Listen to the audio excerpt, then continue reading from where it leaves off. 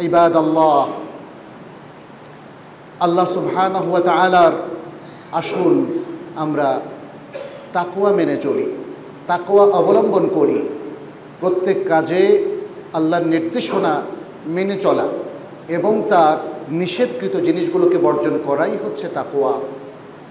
তাকওয়া মেনে চললে আমরা জীবনে সাফল্য পাব, তাকওয়া মেনে চললে আমরা সংশোধিত হব, সুপথপ্রাপ্ত হব, তাকওয়া মেনে চললে রিজিক প্রাপ্ত হবেন এবং তাকওয়া মেনে চললে আল্লাহ সুবহানাহু ওয়া তাআলা সব কিছু আপনার আমার জন্য সহজ করে দিবেন। তাকওয়া মেনে চললে আল্লাহ সুবহানাহু ওয়া তাআলা আমাদের সকলকে পুরস্কৃত করবেন এবং সাহায্য দান করবেন, কারণ সাহায্যের ওয়াদা তিনি মুত্তাকিদের জন্য করেছেন। তাকওয়া মেনে চললে আল্লাহ আমাদের পাপগুলোকে ক্ষমা করে দেবেন এবং আমাদের পুণ্যগুলোকে বহু গুণে বৃদ্ধি করে দেবেন এবং আমাদের মর্যাদাকে আরও সমুন্নত করবেন, জাহান্নাম থেকে আমাদেরকে রক্ষা করবেন এবং আমাদেরকে জান্নাতের উত্তরাধিকারী বানাবেন। আল্লাহ আমাদেরকে তৌফিক দান করুন, মুত্তাকি হিসাবে কবুল করুন, মুমিন এবং মুখলিস বান্দা হিসাবে আল্লাহ সুবহানাহু ওয়া তাআলা তার কিতাবের মধ্যে আমাদেরকে গণ্য করে নিন। আমিন ইয়া রাব্বাল আলামিন। ইবাদাল্লাহ, আল্লাহ এবং আখিরাতের প্রতি বিশ্বাসী প্রত্যেক মুমিন মাত্রই জানে যে আমাদের এই জীবনটা কিছু সময় এবং দিনের সমাহার। প্রতিটা দিন যাচ্ছে, বয়স কিন্তু কমছে। আমরা বলি বয়স বাড়ছে, আসলে বয়স কমছে এবং আমরা কবরের নিকটবর্তী হচ্ছি। আমরা আলামুল বারজাখে যাওয়ার কাছাকাছি হয়ে যাচ্ছি এবং আমরা আখিরাতে আল্লাহর মুখোমুখি দাঁড়ানোর অনেক নিকটবর্তী হয়ে যাচ্ছি। এটাই হচ্ছে দিন যত যায়, হায়াত যত বৃদ্ধি পেতে থাকে, আসলে বাকি হায়াতটা আমাদের কমতে থাকে। আল্লাহ সুবহানাহু ওয়া তাআলা আল কোরআনের মধ্যে আমাদের জীবনের বিভিন্ন স্তরের বর্ণনা দিয়েছেন। একদম মায়ের পেটে থাকা থেকে আরম্ভ করে বৃদ্ধ বয়স পর্যন্ত তিনি আল কোরআনের মধ্যে বর্ণনা করেছেন। যেমন সূরা রুমের 54 নম্বর আয়াতে আল্লাহ তাআলা বলছেন, আল্লাহুল্লাযী খালাকাকুম মিন দাফিন থুম্মা জাআলা মিন বা'দি দাফিন কুওয়াতান থুম্মা জাআলা মিন বা'দি কুওয়াতিন দাফা ওয়া শাইবা ইয়াখলুকু মা ইয়াশা ওয়া হুয়াল আলিমুল কাদির। আল্লাহ যিনি তোমাদেরকে সৃষ্টি করেছেন দুর্বলতা থেকে, অর্থাৎ তোমরা দুর্বল ছিলে, সেখান থেকে আল্লাহ তোমাদেরকে সৃষ্টি করেছেন। তোমাদের দুর্বলতার পর আল্লাহ তাআলা তোমাদেরকে শক্তি দিয়েছেন। মায়ের পেটে থাকা অবস্থায় আমাদের কোনোই কিছু করার ছিল না। শিশু হিসাবে জন্মগ্রহণ করার পর পৃথিবীতে সবচেয়ে অসহায় প্রাণী ছিলাম আমরা। এটা বিশাল দুর্বলতার প্রমাণ। কিন্তু তারপর কালক্রমে এই শিশু বাড়তে শুরু করলো, কিশোর হলো, যুবক হলো, তরুণ হলো, তরুণী হলো এবং সে শক্তিমান মানুষে পরিণত হলো। এই জন্য আল্লাহ সুবহানাহু ওয়া তাআলা বলছেন, তুম্মা জাআলা মিন বা'দি দা'ফিন কুওয়া তুম্মা জাআলা মিন বা'দি কুওয়াতিন দা'ফা। এরপরে সেই শক্তিরও একদিন শেষ আছে। যখন আমরা পৌরত্বে এবং তারপরে বৃদ্ধত্বে পৌঁছি, তখন কিন্তু শরীর আবার শিশুদের মতোই দুর্বল হয়ে পড়ে। নানা রোগ বাসা বাঁধে দেহের মধ্যে সবখানে এবং তখন আবার দুর্বলতা দেখা দেয়। একদম বৃদ্ধ বয়সে যারা পৌঁছেছেন, আমরা দেখেছি তিনি ঠিকমতো হাঁটতেও পারেন না। আল্লাহ সুবহানাহু ওয়া তাআলা জীবনের স্তরের এই বর্ণনাটা দিয়েছেন। তিনি বলেছেন, তুম্মা জাআলা মিন বা'দি কুওয়াতিন দা'ফান ওয়া শাইবা। তিনি এই শক্তির পরে আবার দুর্বলতা এবং বৃদ্ধাত্ব সৃষ্টি করে দিয়েছেন। ওয়া হুয়াল আলিমুল কাদির। আর তিনি সব কিছু জানেন, সব কিছুর উপর ক্ষমতাবান।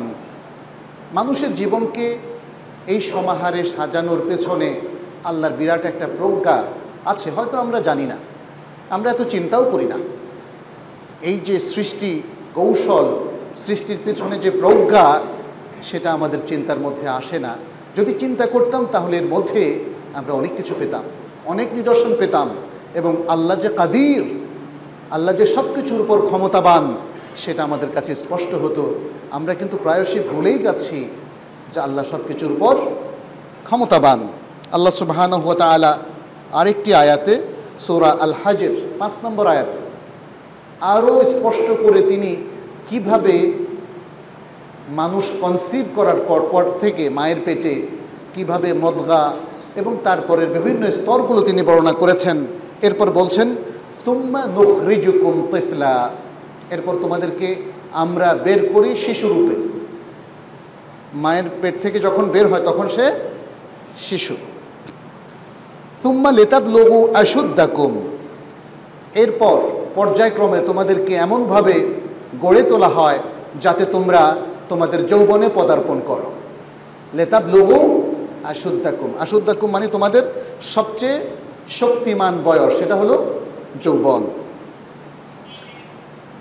ওয়ামিনকুম মান ইউতাওয়াফা ওয়ামিনকুম মান ইউরাদ্দু ইলা আরযালিল উমর, তোমাদের মধ্যে কেউ মৃত্যুবরণ করে, দ্রুতই ওয়াফাত হয়ে যায়, যেটাকে সাধারণ মানুষ ভুলভাবে বলে অকাল মৃত্যু। অকাল মৃত্যু বলে কিছু কি আছে? প্রত্যেকের মৃত্যু তার সময়েই হয়, সেটা শিশু বয়সে হোক, কিশোর বয়সে হোক, তরুণ বয়সে বা যে কোনো বয়সেই হোক না কেন। এই জন্য অকাল মৃত্যু এই ধরনের কোনো কথা আল্লাহও বলেননি, রাসূলুল্লাহ সাল্লাল্লাহু আলাইহি সাল্লামও বলেননি। আমাদের প্রত্যাশার বাইরে তার মৃত্যু হয়েছে সেটা বলা যায়। আমরা মনে করি যে একজন ব্যক্তি অনেক বয়স পাবে, কিন্তু আল্লাহ তো সেটা মনে করেন না। আল্লাহর জন্য দেখিয়ে দেন মায়ের পেট থেকে অনেকে মৃত্যুরূপেই সে জন্ম লাভ করে, অথবা মায়ের পেট থেকে পড়েই মারা যায়। অনেক শিশু আছে না, কেউ কয়েক মাস পরে মারা যায়, কেউ কয়েক বছর পরে মারা যায় ইত্যাদি। মৃত্যুর কোনো বয়স নেই, মৃত্যুর কোনো বয়স নাই। এই জন্য আল্লাহ তাআলা বলছেন তুম্মা ওয়ামিনকুম মান ইউতাওয়াফা ওয়ামিনকুম মান ইউরাদ্দু ইলা আরযালিল উমর, আর কাউকে আল্লাহ তাআলা এতই বয়স দেন যে সে বয়সের সবচেয়ে দুর্বলতম নিকৃষ্ট স্তরে পৌঁছে যায়, যখন জীবনকে আর এনজয় করা যায় না। কঠিন একটা স্তর, বৃদ্ধত্ব, অবহেলিত মানুষ, সন্তানরাও আর তাকে দেখে না, শক্তিও তার নাই, কামাই করারও কোনো সুযোগ তার নাই, তাকে পরনির্ভরশীল হয়ে থাকতে হয়। এই জন্যই এটাকে বলা হচ্ছে আরযালুল উমর। ওয়ামিনকুম মান ইউরাদ্দু ইলা আরযালিল উমর লিকাই লা ইয়ালামা মিন বা'দি ইলমিন শাইআ, এমন একটা বয়সে তোমাদের মধ্য থেকে কে পৌঁছে যায় যেন সে সব কিছু জানার পরেও আর কিছু জানতে পারে না, তার জানার ক্ষমতাও রহিত হয়ে যায়। আল্লাহ সুবহানাহু ওয়া তাআলা জীবনটাকে এভাবে বর্ণনা করেছেন। সূরা গাফিরের 67 নম্বর আয়াতে তিনি বলছেন তুম্মা ইউখরিজুকুম তিফলা তুম্মা লিতাবলুগু আশুদ্দাকুম তুম্মা লিতাকুনু শুয়ুখান ওয়া মিনকুম মান ইউতাওয়াফা মিন ক্বাবলু ওয়া লিতাবলুগু আজালাম মুসাম্মা ওয়া লাআল্লাকুম তাকিলুন। একই অর্থবোধক আয়াত, কাছাকাছি অর্থের, শেষে বলেছেন যেন তোমরা অনুধাবন করো। জীবন নিয়ে আমরা কি কখনো ভেবেছি আসলে? এমনকি নিজের মৃত্যুর কথাও আমরা কিন্তু ভাবছি না। জীবনটা তো সময়ের সমাহার। এই যে সময় কতটুকু কাজে লাগাতে পেরেছি আমরা, আমাদের ছাত্ররা, আমাদের মুসলিম ভাইয়েরা, আমাদের মুসলিম বোনেরা, আমাদের মুসলিম উম্মার লোকেরা, আমাদের মুসলিম উম্মার পলিসি মেকাররা, তারা সঠিকভাবে জীবনটা কিভাবে কাজে লাগিয়েছে। সমাজে বিভিন্ন শ্রেণীর মানুষ আছে, বিভিন্ন শ্রেণীর মুসলিম আছে, কেউ কিন্তু ভাবে না যে তাদের কখন মৃত্যু আসবে, তাহলে মৃত্যুর জন্য কি প্রস্তুতি তারা নিয়েছে, কেউ কিন্তু ভাবে না। এই জন্যই সময় আমাদের চলে যায়, কিন্তু সময়ের মানসম্পন্ন ব্যবহার আমরা কেউ নিশ্চিত করতে পারিনি।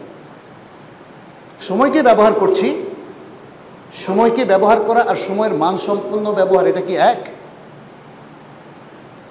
আপনি যদি যেমন আল্লাহর সঠিকভাবে ইবাদত করেন আর যদি ঘুমে কাটিয়ে দেন, দুটো কি সমান হলো? আপনি যদি আইয়ামুল বিদের সিয়াম রাখেন আর যদি সিয়াম না রাখেন, দুটো কি এক হলো?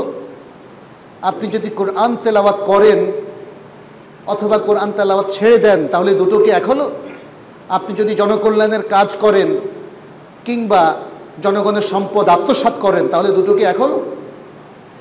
আপনি কি মানবতার কল্যাণে নিজেকে নিয়োজিত যদি করেন এবং যদি না করেন, দুটো কি এক হলো? দুটো কখনো এক নয়। আমাদেরকে অতএব জীবন সম্পর্কে আরও অনেক সাবধান হতে হবে। জীবন সম্পর্কে আসলে সঠিক ধারণাটা কি এবং জীবনকে কিভাবে কাজে লাগানো যায় সেটি আমাদেরকে জানতে হবে।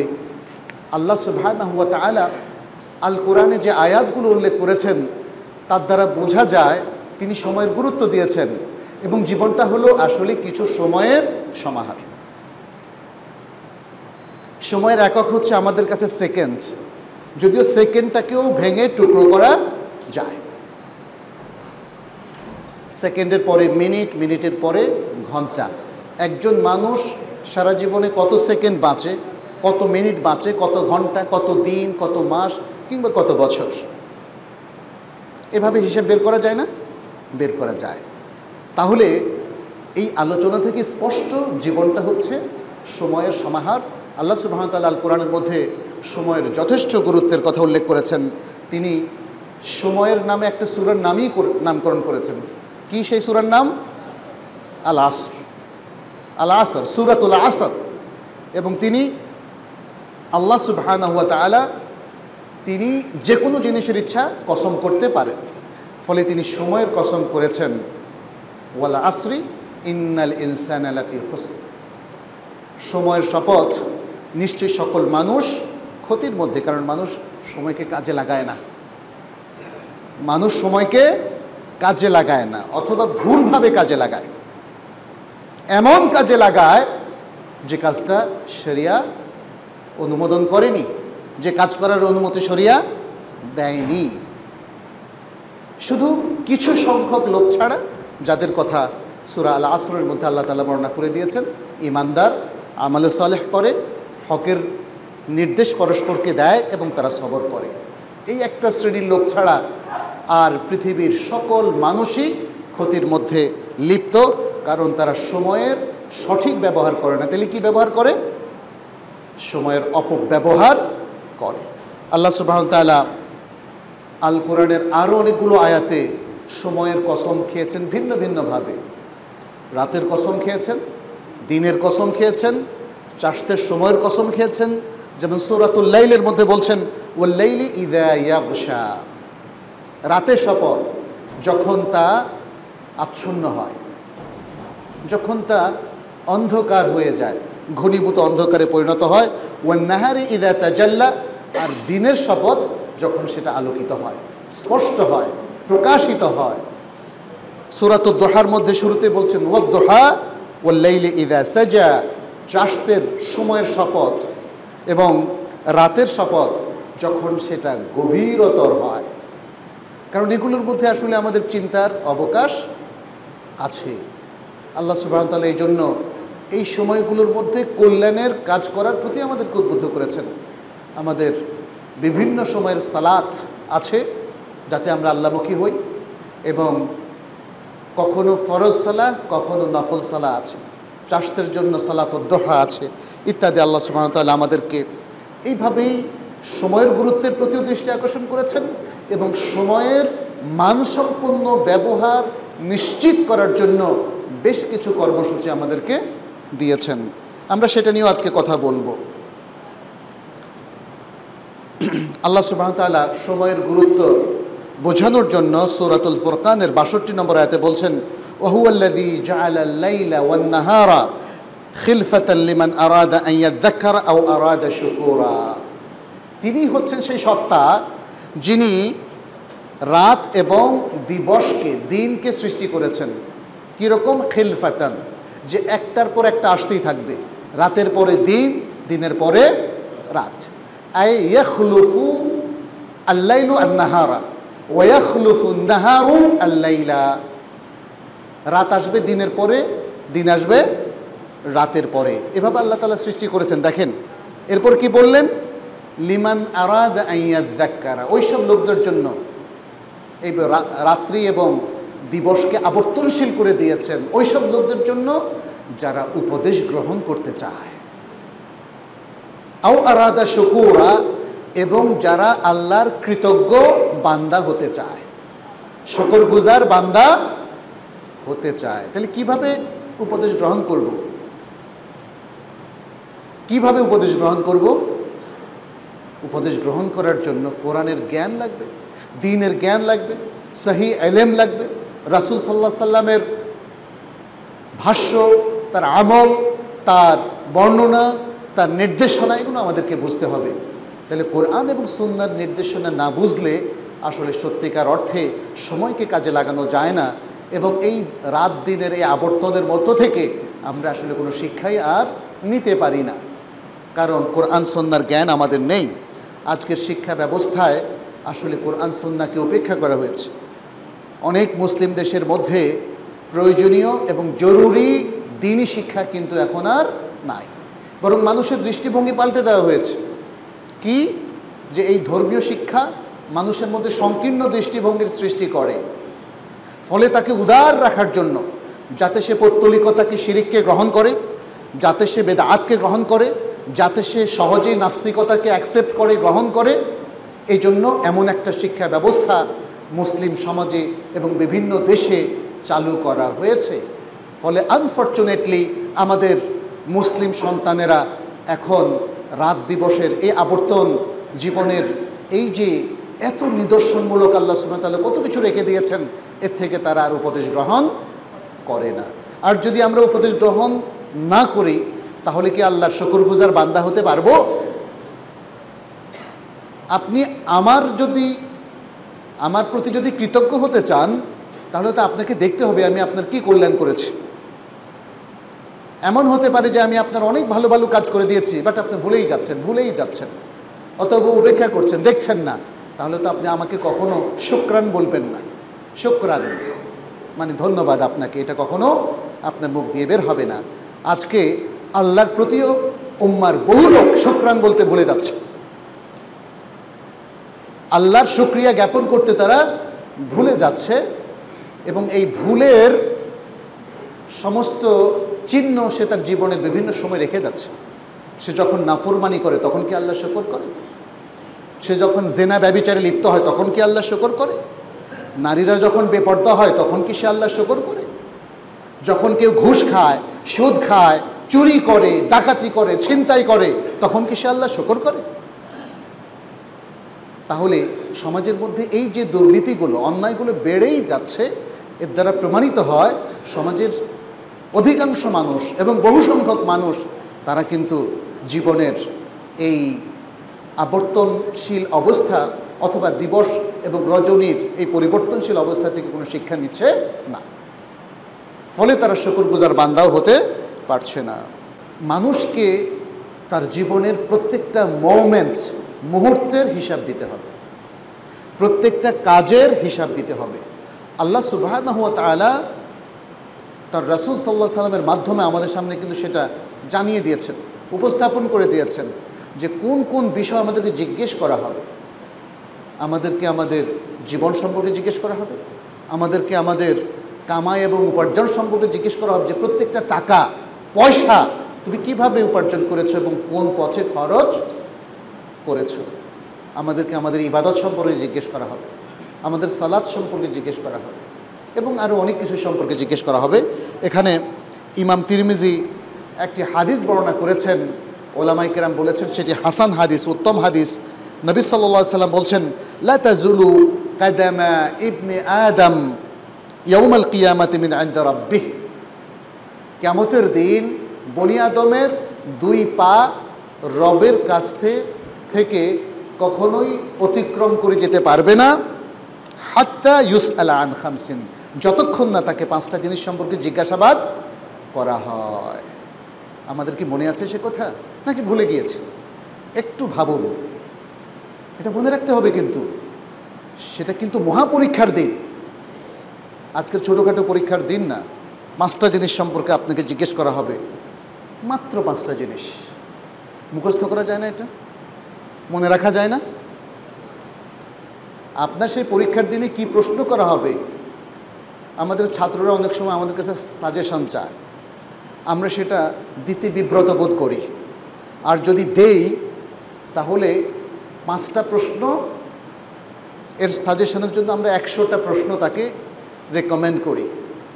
কোনো শিক্ষক হয়তো আর একটু কমিয়ে দেয়, 80টা 70টা, কিন্তু এর কম কেউ দিতে চায় না। তাহলে পড়বে কি? তাকে তো অনেক পড়াশোনা করতে হবে। কিন্তু আল্লাহ সুবহানাহু ওয়া তাআলা দেখেন আমাদের প্রতি কতটা দয়াশীল, তিনি 5টা প্রশ্ন আসবে, এই 5টা প্রশ্ন উল্লেখ করে দিয়েছেন।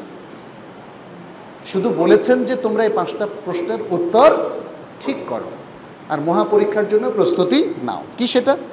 আন উমরিহি ফিমা আফনা, তার জীবন সম্পর্কে জিজ্ঞেস করা হবে, অর্থাৎ জীবনের প্রতিটা মুহূর্ত সম্পর্কে তাকে জিজ্ঞেস করা হবে যে এই সময়টা সে কি কাজে ব্যয় করেছে। ওয়া আন শাবাবিহি ফিমা আবলাহ, তার যৌবন সম্পর্কে, জীবনের সবচেয়ে গুরুত্বপূর্ণ সময় কোনটা? যৌবন এবং তারুণ্যের সময়টা। এই তারুণ্যের সময় মানুষ আসলে আল্লাহর কথা শুনতে চায় না। অনেক তরুণদের আল্লাহর কথা শোনার সুযোগ না। জীবনটাকে ভোগ করা, জীবনের মানে কি বলে, বিভিন্ন জৌলুস বের করা, এটা তাদের কাজ হয়ে দাঁড়ায়। এই জন্য আল্লাহ সুবহানাহু ওয়া তাআলা জীবনের প্রতিটি পর্বের মধ্যে সবচেয়ে বেশি গুরুত্ব দিবেন কোন পর্বকে? যৌবনকে, যে কিভাবে সে এই যৌবনের সময়টা ব্যয় করেছে। ওয়া আম্মালিহি মিন আইনা ইকতাসাবাহু ওয়া ফিমা আনফাকাহ। 3 নম্বর হলো তার সম্পদ সম্পর্কে জিজ্ঞাসাবাদ করা হবে যে কিভাবে এই সম্পদটা সে আহরণ করেছিল, এই সম্পদের কিভাবে সে মালিক হয়েছিল, কিভাবে সম্পদটাকে উপার্জন করেছিল, কামাই করেছিল, এটা তাকে জিজ্ঞেস করবেন, বলতে হবে, সবার সামনে বলতে হবে। কেউ হয়তো বলবেন আমি তো চুরি করেছি, ইয়া আল্লাহ। কেউ বলবেন আমি ডাকাতি করেছি, কেউ বলবেন আমি ঘুষ খেয়েছি, কেউ বলবেন আমি সুদের মাধ্যমে বিশাল সম্পত্তির মালিক হয়েছি, কেউ বলবেন আমি ধোঁকাবাজি করেছি, কেউ বলবেন আমি জনগণের সম্পত্তি লুণ্ঠন করেছি। বলতে বাধ্য হবেন, কোনো উপায় নেই। বলতে বাধ্য হবেন, কোনো উপায় নাই। যদি তিনি বলেন যে না আমি এটা করি নাই, তখন তার আমলনামা তার সামনে প্রকাশ করা হবে না? কোরআন কি সেটা বলেনি? সেদিন প্রত্যেকের আমলনামা প্রকাশ করে দেওয়া হবে। অতএব সামনে আমলনামা প্রকাশিত অবস্থায় কেউ সেটাকে অস্বীকার করার দুঃসাহস দেখাতে পারবে না। এরপর হলো ওয়ামাদা আমিলা ফিমা আলিমা। তাইলে সম্পদ সম্পর্কে দুটো জিনিস জিজ্ঞেস করা হবে। একটা হলো কিভাবে কামাই করেছে, আর একটা হলো কিভাবে ব্যয় করেছে। মোট 4টা হলো। আর পঞ্চম হলো সে যা জেনেছে, দিন সম্পর্কে যে মৌলিক জ্ঞান সে অর্জন করেছিল সেটাকে আমল করেছে কিনা। সালাত ফরজ না? এখন যদি কেউ চালাকি করে মনে করে যে সালাত ফরজ, এটা জানতে চাই না। আমাদের সমাজে অনেক খুবই বুদ্ধিমান লোকেরা আছে, তারা দ্বীনের জ্ঞান জানতে চায় না, সহিটা জানতে চায় না, সহি হাদিসটাও জানতে চায় না। যদি আমলের মধ্যে কোনো বেদাত থাকে সহিটা জানতে চায় না, যদি শিরক থাকে সেটাও ভালো করে তাহকিক করতে চায় না। কারণ যে কাজে তারা লিপ্ত ওটার মধ্যে থাকতে চায়, যে পাপের মধ্যে লিপ্ত সে পাপ থেকে বের হতে চায় না, জানতে চায় না, যে শিরকে লিপ্ত সে শিরক থেকে বের হতে চায় না, জানতে চায় না। জানতে না চাইলে যে আপনি পার পেয়ে যাবেন এটা ভাবার কোনো অবকাশ নাই। আর যারা জেনেছেন তাদের মধ্যেও কিন্তু কমতি আছে, তাদের মধ্যে গাফলতি আছে, অলসতা আছে, আছে না? দেখবেন, নিজেকে একটু চিন্তা করেন যে যেভাবে কাজ করা দরকার, যেভাবে সময়টাকে কাজে লাগানো দরকার সেটা কি আমরা করছি? তাহলে আপনাকে জিজ্ঞেস করা হবে তুমি যে মৌলিক জ্ঞানগুলো জানতে সেগুলো কি কাজে লাগিয়েছো, সেগুলো কি আমল করেছে? 5টা জিনিস সম্পর্কে তাকে জিজ্ঞাসাবাদ করা হবে। আব্দুল্লাহ ইবনে মাসউদ রাদিয়াল্লাহু তাআলা আনহু থেকে একটা বর্ণনা রয়েছে, তিনি বলেছিলেন মা নাদিমতু আলা শাইইন, মা নাদিমতু আলা শাইইন নাদামি আলা ইয়াউমিন গরাবাত শামসুহু নাকাসা ফিহি আজালি ওয়া লাম ইয়াজিদ ফিহি আমালি। তিনি বলেছেন আমি কোনো জিনিসের উপর এতটা অনুতপ্ত হইনি, লজ্জিত হইনি, যতটা আমি ওই দিনের ব্যাপারে লজ্জিত এবং অনুতপ্ত হয়েছিলাম যেই দিনটি চলে গিয়েছে, যেই দিনে সূর্য অস্তমিত হয়েছে। আমার জীবন থেকে একটা আজাল চলে গিয়েছে, একটা সময় চলে গিয়েছে, অথচ আমার আমল বাড়েনি, আমাদের কি সে আফসোস হয়? এই যে প্রতিদিন অথবা দিনের পর দিন কোরআন পড়া হয় না, অনেকের সালাতও ছুটে যায়, ফরজ সালাত, অনেকের ফরজ যাকাত ছুটে যায়, অনেকের ইনকামের মধ্যে হারাম চলে আসে। আমরা কি এগুলো নিয়ে কখনো ভেবেছি? এটা ভাবা দরকার প্রিয় ভাইয়েরা। প্রিয় বোনেরা, আমাদের জীবনে ইসলামের সীমারেখার অনেক লঙ্ঘন হয়ে যায়। আল্লাহ এবং রাসূলের অনেক অবাধ্যতার মধ্যে আমরা সম্পৃক্ত হয়ে যাই, অনেক পাপের মধ্যে, অনেক ভুলের মধ্যে, অনেক হারামের মধ্যে আমরা সম্পৃক্ত হয়ে যাই। আমাদেরকে একটু ভাবতে হবে। দেখেন, আব্দুল্লাহ ইবনে মাসউদ কত জলিলুল কদর সাহাবী রাদিয়াল্লাহু তাআলা আনহু ওয়া আন্না মাআহু। তিনি বলেছেন ওই দিনের জন্য তার আফসোস যেদিন তার কোনো আমল বাড়েনি। তার মানে কি, তার সব আমল ঠিক আছে, ফরজ ওয়াজিব সবগুলো ঠিক আছে, কিন্তু জাস্ট ওই দিন স্পেশাল কোনো আমল করতে পারেননি, তার জন্য অনুতাপ করছেন। তাহলে সেই প্রজন্মের সাহাবাদের তুলনায় আমাদের কি অবস্থা, একটু কি ভাবার অবকাশ আছে না? তাহলে আজকে কি করে বরকত আসবে, সমাজ কি করে সুন্দর হবে, পরিবার কি করে শান্তিপূর্ণ পরিবার হবে? এটা কঠিন, কারণ আজকে আমরা অনেক গাফলতির মধ্যে আছি। ইবনুল জাওজি তিনি বলেছেন, ইয়ামবাগি লিল ইনসানি আন ইয়ারিফা শারাফা জামানি, মানুষের উচিত হলো তার সময়ের মর্যাদা জানা, ওয়া কদরা ওয়াক্তিহি, এবং তার ওয়াক্ত, যে টাইম সে ব্যয় করছে, যে সময় সে ব্যয় করছে, সেই সময়ের মূল্য জানা। ফালা ইউদাইয়া মিনহু লাহযাতান ফি গায়রি কুরবাতিন, সুতরাং সে যেন আল্লাহর নৈকট্য ছাড়া একটা মুহূর্তও ব্যয় না করে, নষ্ট না করে। কারণ ইসলাম তো আপনারা জানেন ফর্মুলা দিয়েছে, চমৎকার ফর্মুলা। আপনাকে সারাক্ষণ শুধু সলাতই পড়তে হবে, এটা কি বলেছে? অথবা সারাদিন সব কাজ বাদ দিয়ে শুধু কোরআন তেলাওয়াতের মধ্যে আপনি মগ্ন থাকবেন, এটাও কি বলেছে? বরং ইসলাম আমাদের ইবাদত, মুআমালাত এবং জাগতিক সকল কর্মকাণ্ডের মধ্যে একটা চমৎকার ফর্মুলা, সিস্টেম এবং পদ্ধতি বাতিয়ে দিয়েছে। যদি সেই পদ্ধতি আপনি অনুসরণ করেন, তাহলে আপনার প্রত্যেকটা সময়ে আল্লাহ এবং তার রাসূলের ইতাআতের মধ্যে ব্যয় হলো, আল্লাহর নৈকট্য অর্জনের মধ্যে ব্যয় হলো। সুবহানাল্লাহ, এটা ইসলামের বৈজ্ঞানিক পদ্ধতি। আপনি দেখবেন, আপনি যদি কোনো অফিসে কাজ করেন, কোনো দোকানে কাজ করেন, অনেক সময় আপনার নষ্ট হয়, অনেক সময় আপনার নষ্ট হয়। সেই সময়টা কিন্তু কোনো কাজে লাগেনি। বিশেষ করে যারা ফাঁকিবাজি করেন। কিন্তু ইসলামের মধ্যে দেখেন, ঘুমটাও আপনার সওয়াবের কারণ হতে পারে, সওয়াবের কারণ। আমরা বলছি না ঘুমটা বড় ইবাদত, বাট কেউ কেউ এটাকে কমন ইবাদতের অর্থে ব্যয় করেন, যে আপনি ঘুমটা যদি আল্লাহর ওয়াস্তে ঘুমান, এই জন্যে যে ঘুমের মাধ্যমে আপনি শক্তি লাভ করবেন এবং সেই শক্তিটা দ্বীনের কাজে ব্যয় করবেন।